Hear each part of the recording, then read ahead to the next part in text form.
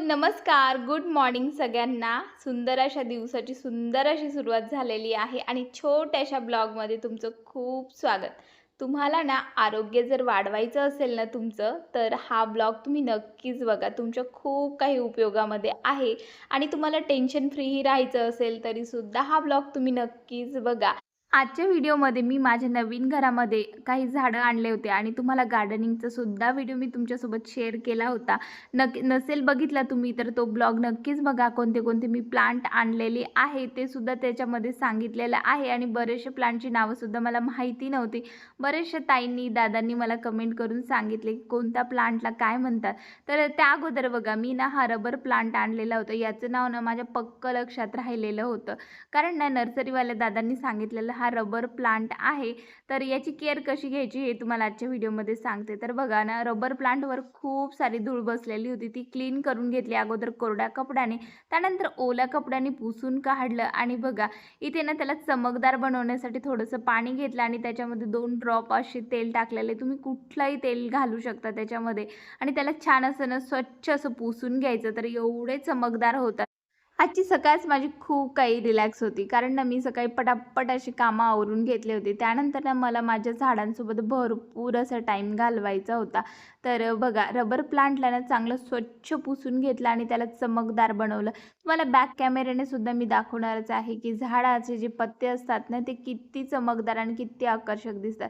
तर बघा नुसतं ना चुटकीसरशी हे काम जर केलं ना तुम्ही तर आपलं झाड आहे ना एकदम सुंदर आणि हिरवंगार असं दिसायला लागतं आणि खूप काही चमकायला सुद्धा लागतं. पण ना एक प्रॉब्लेम झालेला आहे माझ्या झाडापासून. मी जेव्हा नर्सरीमधून आणलं ना त्यावेळेला ना खूप छान ग्रो आणि खूप टवटवीत होतं. पण घरी आणल्यानंतर ना त्याच्यावर थोडेसे तुम्हाला व्हिडिओमध्ये दिसले असेल असे ना येलो कलरचे असे डॉट डॉट आलेले आहे. ते कशामुळे आले असेल हे सुद्धा तुम्ही मला नक्कीच कमेंटमध्ये सांगा जर तुम्हाला माहिती असेल. त्यानंतर ना त्याला पाणी वगैरे घालून दिलं आणि लगेचच फरशीसुद्धा घाण झालेली होती तिथली क्लीन करून घेतली. हे सुद्धा ना पटापट आपण जर कामं आवरून घ्यायचे असेल ना तर लगेच पसारा झालेला ना तो स्वच्छ करायचा म्हणजे आपल्या घरामध्ये जास्त काही पसारासुद्धा होणार नाही. बघा काल संध्याकाळच्या वेळेला नाही का शॉपवर गेले तिथे ना मला हे अशा डिश दिसलेल्या होत्या ज्या आपल्या कुंडीखाली ठेवायच्या. कारण आपली फरशीसुद्धा खराब होणार नाही आणि एक्स्ट्राचं जे पाणी असतं ना ते ह्या प्लेट्समध्ये पडून जातं आणि आपल्याला ह्या छान क्लीनसुद्धा करून घेता येतात. मोठ्या कुंड्यांखाली ठेवण्यासाठी आणलेले आहे. 40 रुपयाला एक अशी ही प्लेट पडलेली आहे. कारण कुंड्या ना व्हिडिओमध्ये जरी छोट्या दिसत असेल तर भरपूर प्रमाणामध्ये त्या मोठ्या आहेत. त्यानंतर बघा हे पाम जे आहे ना एरिका पामचं आहे ट्री. मला नंतर कळालं की याला एरिका पाम म्हणतात. तर बघा आपल्या झाडांची पाणी हे कमी झालेलं आहे. हे कसं समजून घ्यायचं असेल तर बघा आपली जी वरची माती असते ना पूर्ण ड्राय झालेली असते. आणि हाताने थोडीशी चोळून बघायची ती माती म्हणजेच याला पाण्याची गरज आहे हे समजून सुद्धा जातं. मी ना नवीनच गार्डनिंग करायला सुरुवात केलेली आहे म्हणून या छोट्या-छोट्या गोष्टी, टिप्स मी इकडनं तिकडनं आणि काही तुम्ही सुद्धा मला नक्कीच टिप्स असतील तुमच्याकडे त्यासुद्धा नक्कीच सांगा. तर अशा प्रकारे ना मी पाणी घालून घेते. माझ्याकडे स्प्रे वगैरे नाही आहे सध्या त्यामुळे ना मी असं हातानेच पाणी वगैरे घालत असते. आणि हो, माझं जे घर आहे ना आणि त्या कुंड्या ज्या आहे ना त्या पोर्चमध्ये ठेवलेल्या आहे. समोरचा जो पोर्च आहे तर ते समोरच आहे आणि रोडसुद्धा आहे आणि बांधकामसुद्धा इकडनं-तिकडनं सुरू आहे. त्यामुळे भरपूर झाडांवर धूळ बसलेली होती. त्यालासुद्धा असं क्लीन, चकाचक करावं. कारण आपलं घर आपण स्वतःसुद्धा किती क्लीन, नीटनेटकेपणाने आपल्याला राहायला आवडतं, तसंच झाडांनासुद्धा आवडत असतं.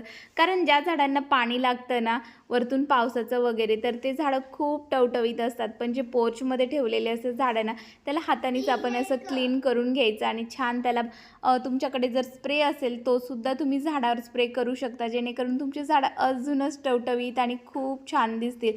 तर बघा हा सुद्धा दुसरा माझ्याकडे एरिका पामचं ट्री आहे. पण माझ्याकडे ना कुठलेच गार्डनिंगचे स्टूल नाही आहे. त्यामुळे ना मी असा ना काटेरी जो चम्मच असतो ना त्यांनी छान तिथली अशी जमीन आहे ना जी झाडाच्या कुंडांमधली ती छान अशी उकरून काढली आणि त्याची मातीसुद्धा अशी मोकळी करून घेतली जेणेकरून ना झाडांना सुद्धा ऑक्सिजन घेण्यासाठी त्रास होणार नाही. तर नक्कीच तुम्ही सुद्धा ही टिप्स फॉलो करा कारण झाडांना ना ऑक्सिजनची खूप जास्त गरज असते. त्यानंतरच आपले झाड आहे ना टवटवीत आणि छान ग्रोसुद्धा होतील.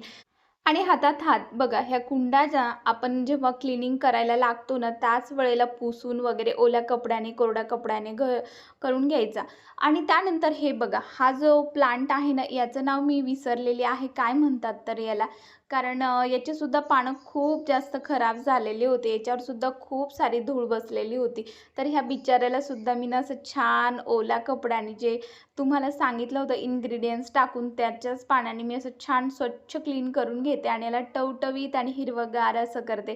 कारण हे झाडसुद्धा मला खूप जास्त आवडतं. तर नक्कीच तुम्हाला सुद्धा सांगा माझे झाडं कसे आहेत माझ्या छोट्याशा ह्या गार्डनमधले. तर बघा किती छान दिसायला लागलं ना, एकदम फ्रेश असं दिसायला लागलं.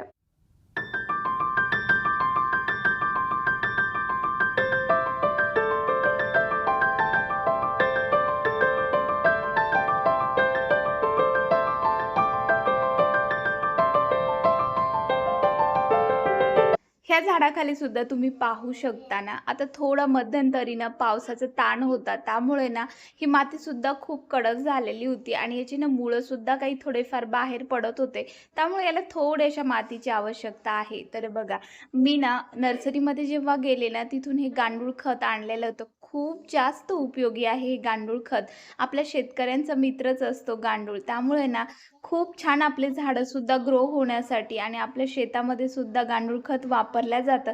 त्यामुळे मी हे आणलेलं आहे नर्सरीमधून. थोडीशी माती घेतलेली होती कोरडी, जी माझ्या घरामध्ये होती ती, आणि त्याच्यामध्ये हे छान असं मिक्स करून घेतलं आणि आपल्या कुंडीच्या अवतीभोवती टाकून घ्यायचं पूर्ण. जसे लागेल तशी तुम्ही मातीचा हा वापर करू शकता.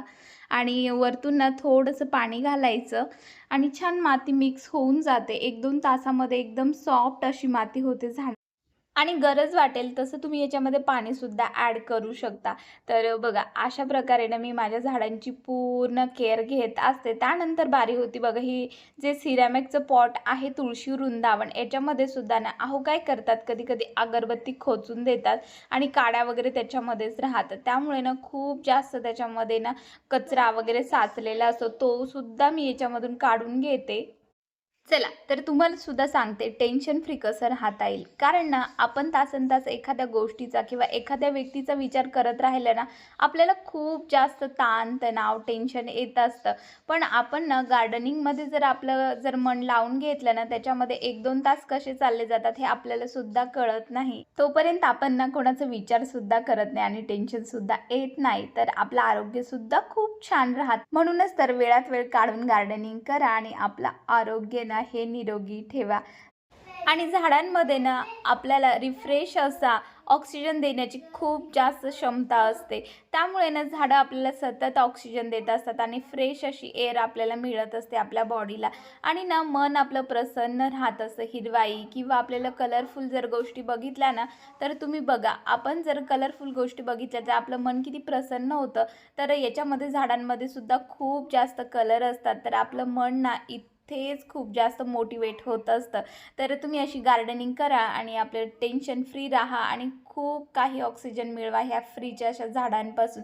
तुम्हाला सुद्धा गार्डनिंग करायला आवडते की नाही हे नक्कीच सांगा. आणि माझी झाडं, माझं गार्डन छोटंसं कसं वाटतं हे सुद्धा नक्कीच कमेंट करायला विसरू नका. तर आत्ताच माझ्या चॅनलला लाईक, शेअर, सबस्क्राईब करायला विसरू नका. तर चला, भेटू एखाद्या नेक्स्ट ब्लॉगमध्ये. तर एक लाईक, एक शेअर आणि एक सबस्क्राईब करा. तोपर्यंत बाय. जय गजानन.